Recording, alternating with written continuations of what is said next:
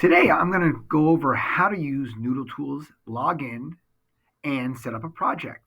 So first thing I'm going to want to make sure is that I am already in my Wilton PS account for Gmail, which I am.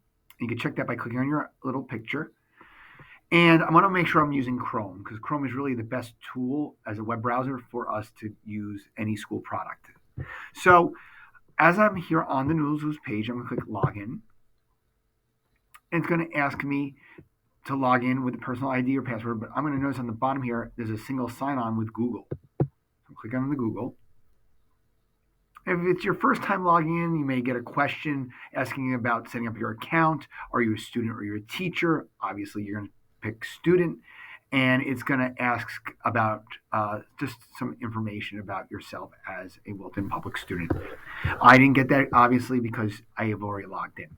So if you've used NoodleTools before in previous incarnations, you will notice that there are old projects here that you're seeing on my page. Now, if you're brand new, there'll be no projects here. So the purpose of this tutorial is to show you how to create a new project. So the first thing I'm going to do is go up to the top right and click New Project.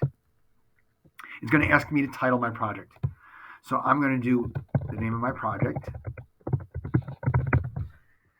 And I'm going to notice that it allows me to select my citation style. Because we are a MLA school, we're using MLA, so it's preset, and you want to leave it on advanced. So that's really important to keep status quo unless a teacher specifically directs you to use another format. I'm going to hit submit.